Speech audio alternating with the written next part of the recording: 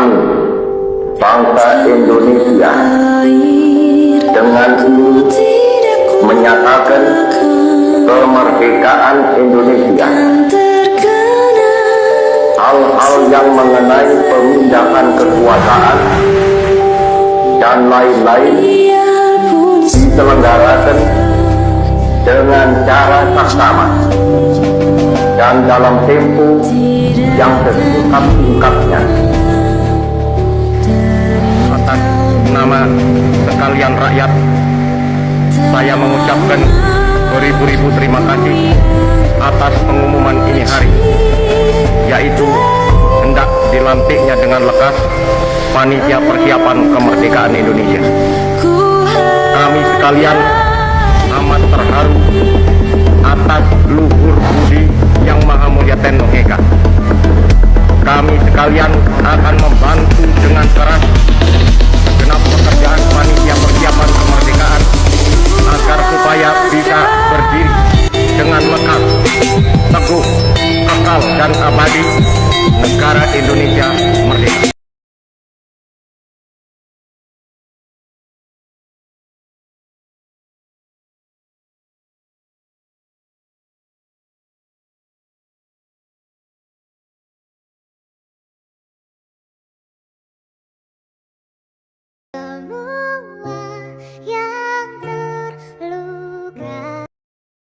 Pada 14 Agustus 1945, sekitar pukul 13.30, Sultan Syahrir sedang membaca koran dan mendengarkan radio.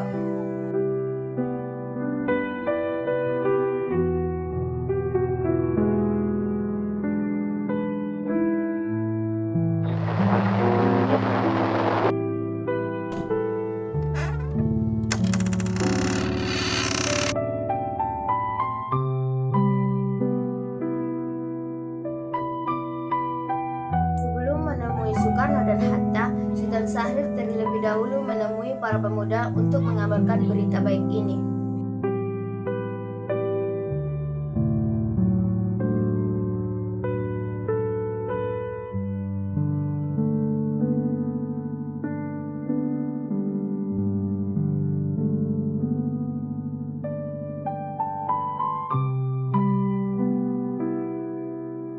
Setelah mendengar berita kekalahan Jepang, Sultan Syahrir segera pergi ke rumah Muhammad Hatta untuk memberitahukan berita tersebut.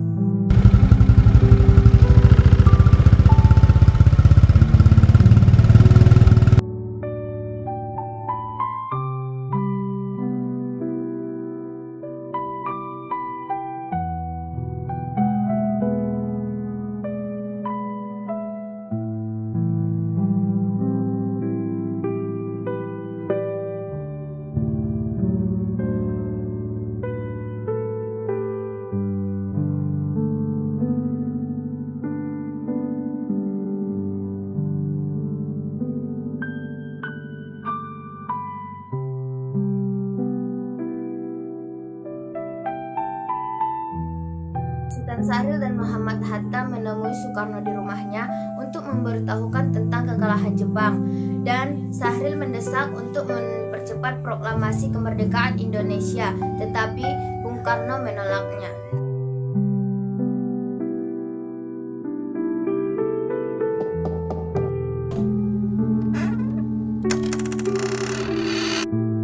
Agustus 1945, sekitar pukul 14.30 waktu Indonesia Barat, Soekarno dan Muhammad Hatta, begitu juga dengan Subarjo, menemui Maeda untuk meminta informasi.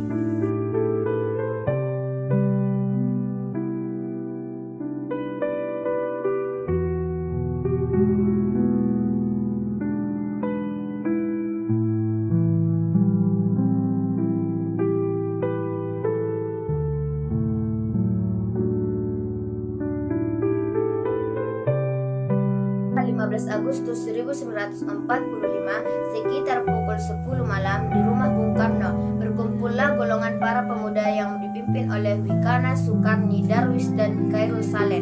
Mereka mendesak Bung Karno untuk segera memproklamasikan kemerdekaan negara Indonesia.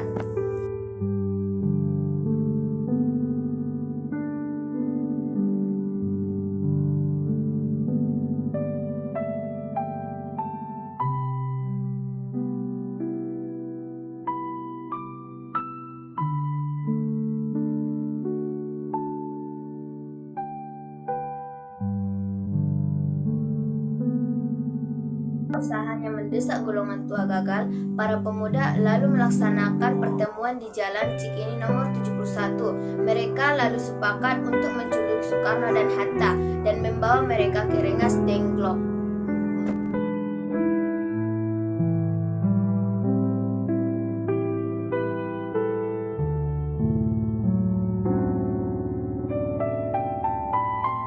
Harinya pada 16 Agustus 1945, sekitar pukul 4 pagi, rombongan pemuda menculik Bung Hatta dan untuk dikirim ke Rengas Dengklok tanpa sepengetahuan golongan tua.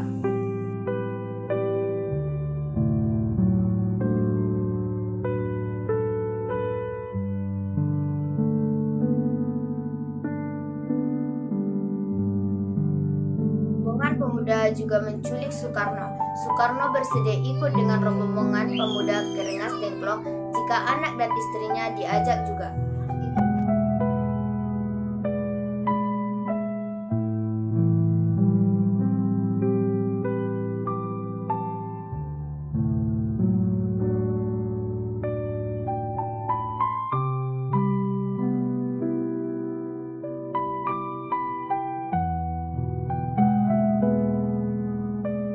Rombongan pemuda yang membawa Soekarno dan Hatta tiba di Rengas Dengklok.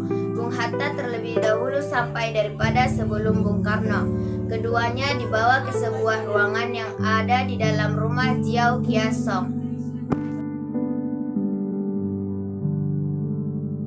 Terjadi pula tawar-menawar proklamasi antara Subarjo dengan Sudanco Subeno.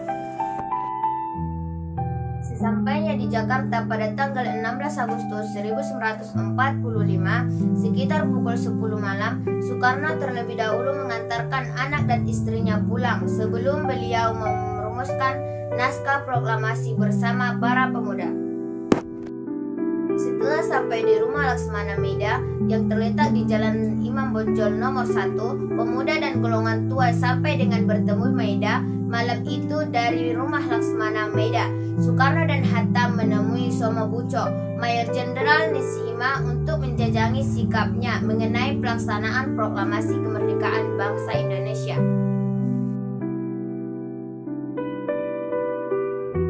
Karena hal itu, Maida menyuruh Soekarno dan Hatta untuk melanjutkan perumusan naskah proklamasi kemerdekaan di rumahnya. Ada sekitar 40-50 orang yang ikut hadir untuk menyaksikan proses pembuatan naskah proklamasi. Maida dengan senang hati memberikan segala fasilitas di rumahnya untuk kebutuhan perumusan naskah proklamasi kemerdekaan bangsa Indonesia.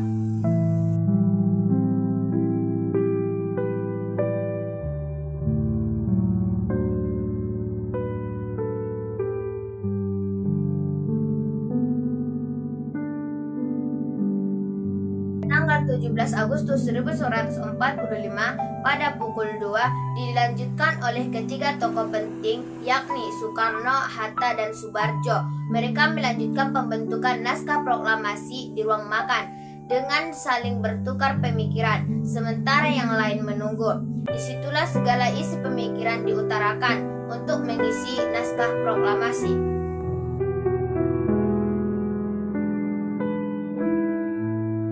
Setelah perumusan naskah dirasa sudah cukup, ketiganya menemui semua hadirin. Setelah setuju, Soekarno meminta naskah diketik oleh Sayuti Malik dan didampingi oleh BM Dia.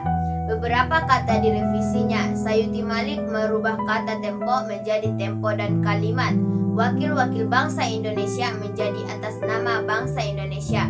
Sementara naskah asli tulisan Soekarno dibuang dan diremas-remaskannya. Kemudian BM Dia mengambil dan menyimpannya.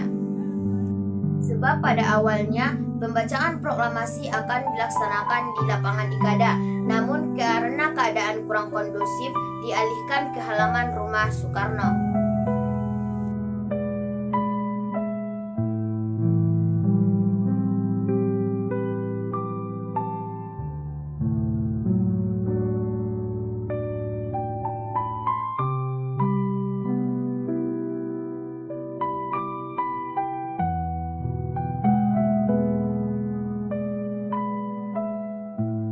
Setelah sekitar pukul 04.00 pada tanggal 17 Agustus 1945, naskah proklamasi sudah siap dan disaksikan oleh beberapa hadirin yang hadir dan segera ditandatangani oleh Soekarno dan Hatta.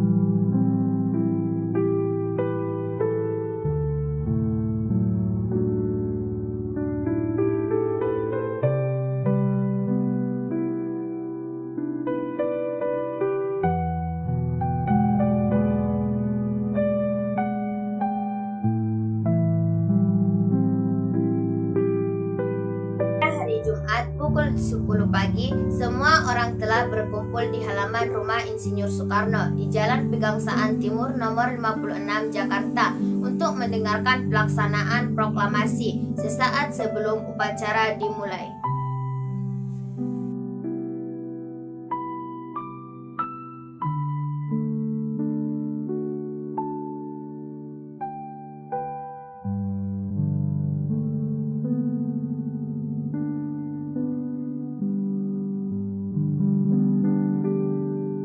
Soekarno dan Bung Hatta keluar ke Serambi diikuti oleh Ibu Fatmawati.